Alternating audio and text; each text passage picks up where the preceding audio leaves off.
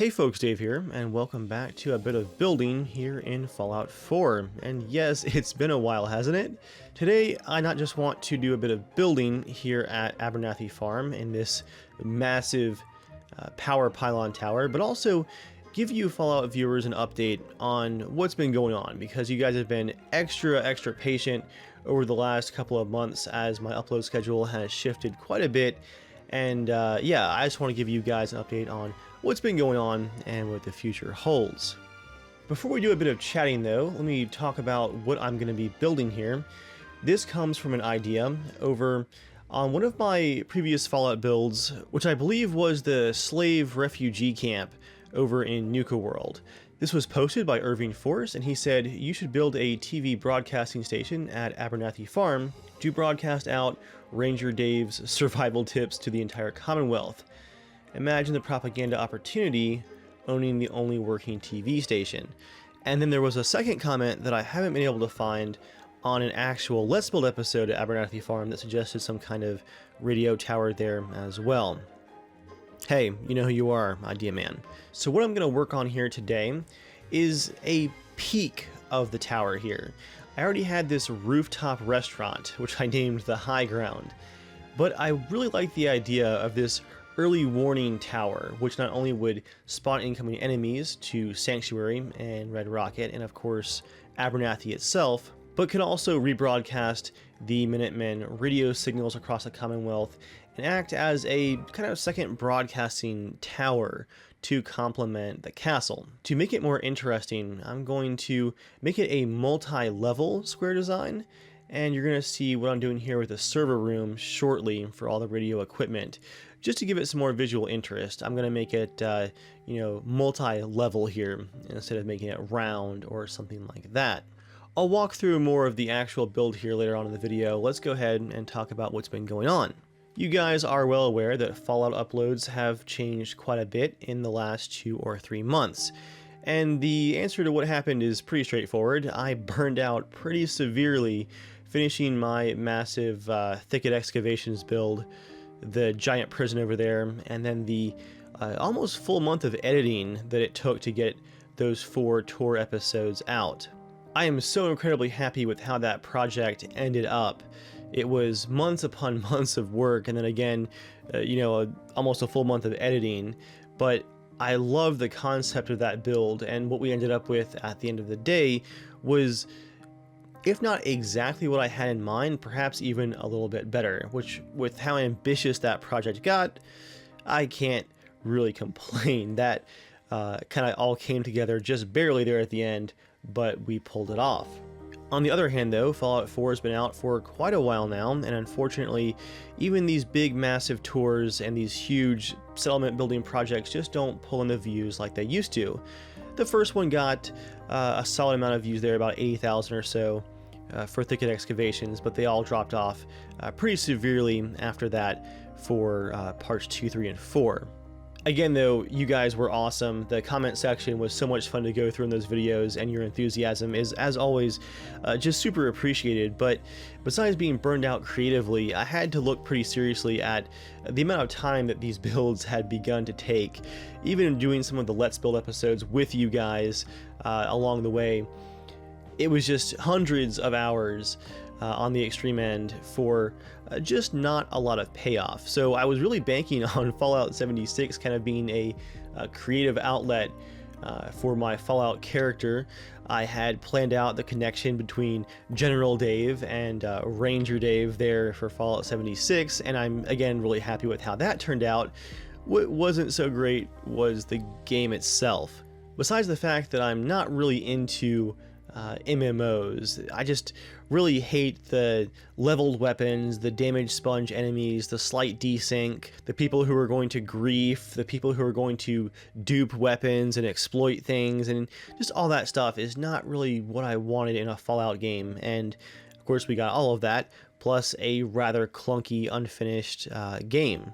And so, although Joel and I kind of found our own fun there in Fallout 76, by mid-December, the game was crashing and disconnecting so much that I really couldn't enjoy playing it to get any footage recorded. So I just kind of shelved it and said, well, we'll see where it goes after a couple of patches. At that point, it's late November, early December. You had the holidays coming up, and thankfully a lot of my other content was really taking off. The algorithm kind of went wild with my channel in November and December, and for the first time, one of my backyard battlefield episodes, which is my real world firearms series, really took off. And I think if I could have picked one of those videos to take off, it would have been that one. It was the Winchester model of 1907 video, which had a Battlefield 1 inspired theme.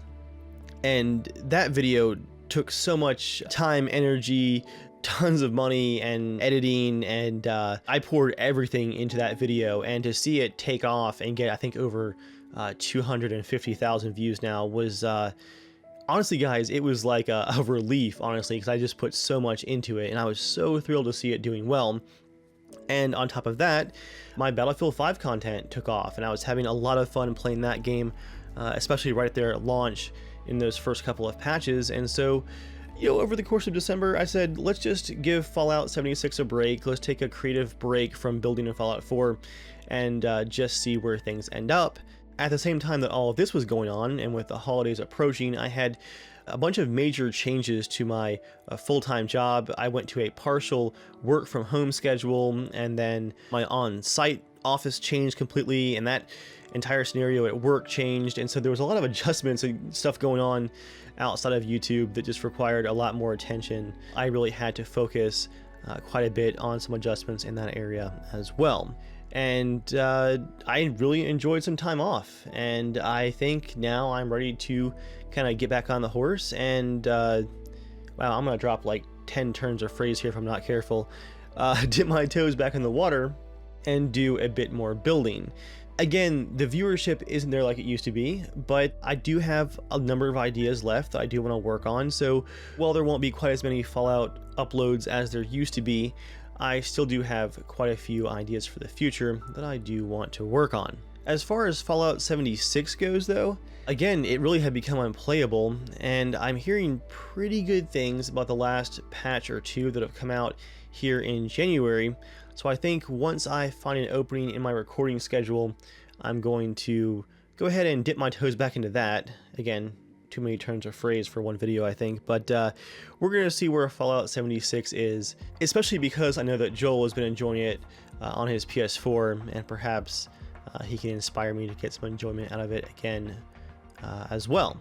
And besides just working on some different kinds of videos, like trying out War of Rights and the Christmas special for Rising Storm 2, and then the launch version of Insurgency Sandstorm, and just finally just playing a couple of games that had been on my radar that I hadn't had time to try. I also played a ton of Red Dead Redemption 2, and I have, I think, at least 2 video projects that I've been gathering footage for based around that game. But you guys know me, I'm playing it at a snail's pace, completely immersed, and I'm not going to start working on a video until I'm at 100% in the story, which has not happened yet.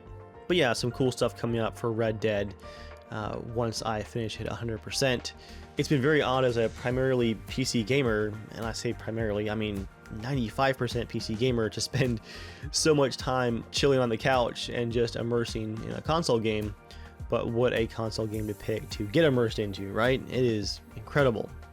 So that's the rough plan for what's coming up as far as Fallout is concerned. There won't be as many of these Let's Build episodes either. I'm going to try to focus down a bit more on building on my own whenever I can.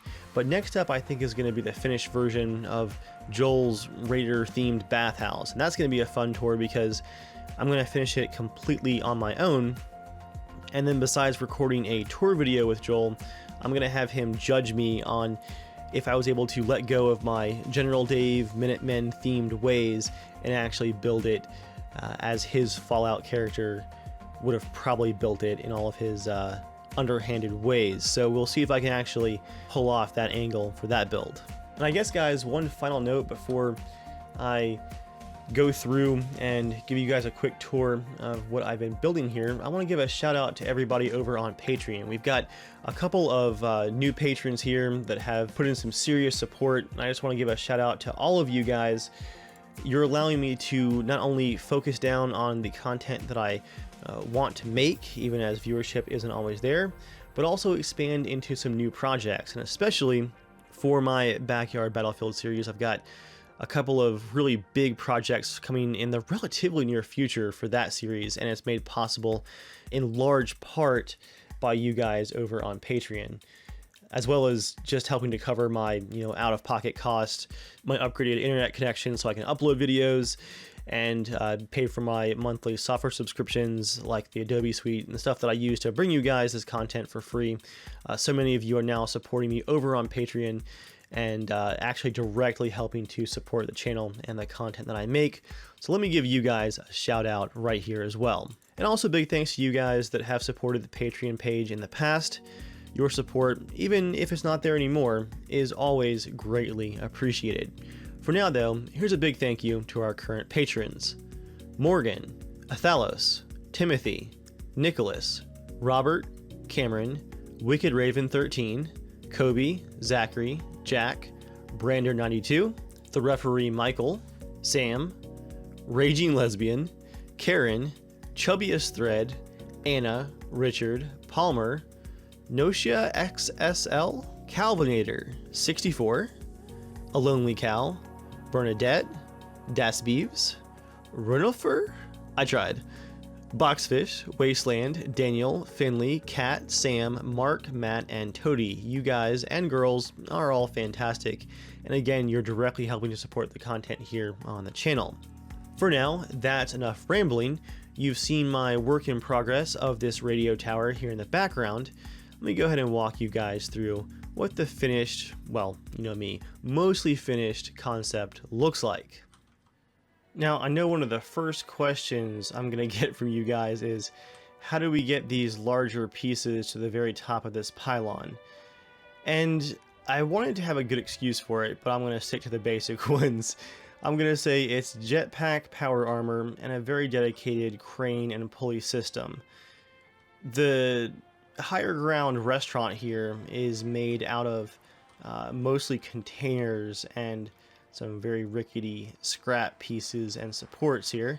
I love the idea of this bar being a container just lifted right up to the top. There it is again from the inside. And then some extra crossbeam supports to use the pylon to support the balcony. But I wanted something a bit more imposing for the very top. So we have this radio antenna ripped from the wasteland that has been very carefully raised up with those pulleys and power armor to rest on top of a few of these Art Deco style pieces that were taken from buildings in downtown Boston, of course. And we also have some basic cross beams here that have been added just to keep this tower upright inside of the pylon. It could use a bit more polish, but I'm pretty happy with that concept. Just gives it a bit more visual interest for the very top of the tower, and we are now, I think, at the very top of what I want to build. But let's just zoom out a ways. I mean, that looks crazy. Yeah, I'm really happy with how this has come together with the radio stuff on top, but I wanted those top pieces to be a bit more organized. So let's just take a look at how things are down here on the walkway. You have the higher ground logo and signage out here for the bar. Now there's also a slight bit of this platform sticking out and a few more security cameras. I also love how rickety this is right here. You have the stairway system to get into the bar like that. I imagine plenty of sound insulation for the radio room upstairs. You have still a bit of this glass ceiling for the container, even with the room above it. But if we go back to the stairs here, I've rearranged some of the stuff that was kind of out here in front of the entranceway to fit this rickety staircase where you kind of have to go up and then sidestep your way up to, come on, watch this crossbeam, up to the radio room itself. And I'll close that door just so you guys can see. That's the secure door for the radio tower. Hopefully you won't fall, but I imagine the breeze up here is pretty ridiculous. Whoa, what did I just slip on? Yeah, and also don't fall down the stairs into the bar. Or even worse, can you imagine if you tripped coming out of this door, knocked yourself out on this post right here, and then just fell? Even with these extra tall railings, you just crunched yourself onto one of them and went right over the edge. That's some, yeah, that's some serious vertigo right there. Definitely a fun and unique place to build though. Limited space and also super high up. But yeah, got your Minutemen radio and a on the air sign ready to go. Open up that door. Got some speakers, some radio connections, your sound mixing panel, of course. Someone's got their lunch. You have some worn, but still kind of futuristic and techie style rugs. And I was actually out of coffee pots, so we have tea up here for the radio room instead. Let's close that door. I was testing those. This switch right here, I think I have it backwards at the moment. Let me turn on my speakers and see.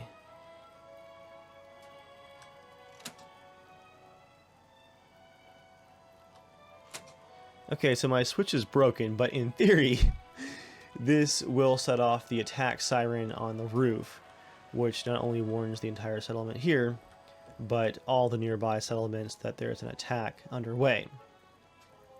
Got our security system. I imagine we have cameras like the ones I put out here all up and down the tower. There's one of the cameras right there on the edge.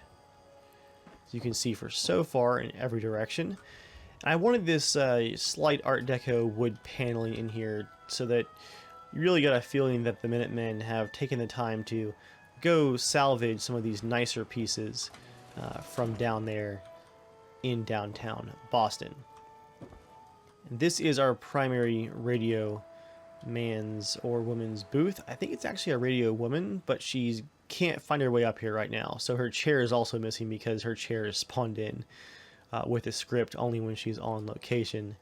And of course a General Dave painting there to remind her who she's broadcasting for.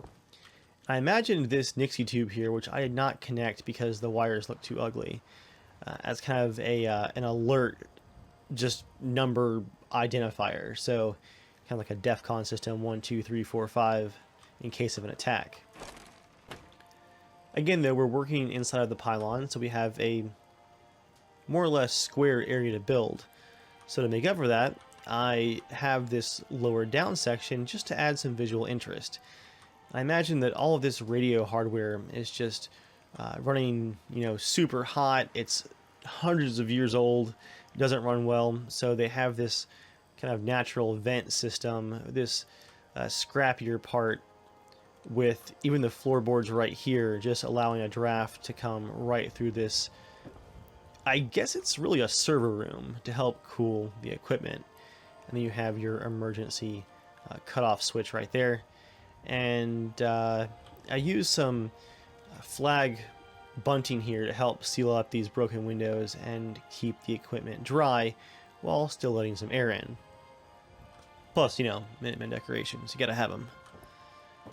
And this platform right here, you can also get onto the edge and kind of see a little bit out into the Commonwealth with what's going on. What is that? Is that a Radstag? Yeah, so pretty solid view right there. Let me go down to the bar and I'll show you guys. I even added the wait, no, I go down, no, up. This level's getting confusing. Okay, yeah, I have to go out through here. Oh wait, I have to glitch out because the pylon will stop me. Anyway, I even have the ladders out here. What am I stuck on now? Let me just go into free cam. This is ridiculous. Lots of things to collide on. I think it's probably that that awning. But I even have some ladders here, so if you want to do some maintenance, you can climb up those. Man, do not lose your grip. If you're lucky, you'll fall onto the glass balcony. But if not, you'll go right over the edge, and you know, maybe one of these other lower balconies will stop you, but maybe not. You can climb up those ladders right here and get to these solar panels. Our basic alarm and radio equipment. There's the vent exhaust for the stove that's all the way down in the bar right there. But you can also access the base of the radio tower, and hopefully you won't have to climb any further because that's getting pretty ridiculous. And yeah, guys, that's kind of a basic build, but it still took me longer than I expected. I'm a bit rusty, you could say, but a very fun idea from you guys as well. I always enjoy going through your comments and more or less stealing your creativity. As I found in the Bedford Station Settlement Contest, you guys can be dangerous if you get inspired. So if you guys see a way for me to add something else that might have been lifted up here to the top of the pylon, or some way to improve this radio station, be sure and drop that in the comments. I am going to be keeping an eye on those for now.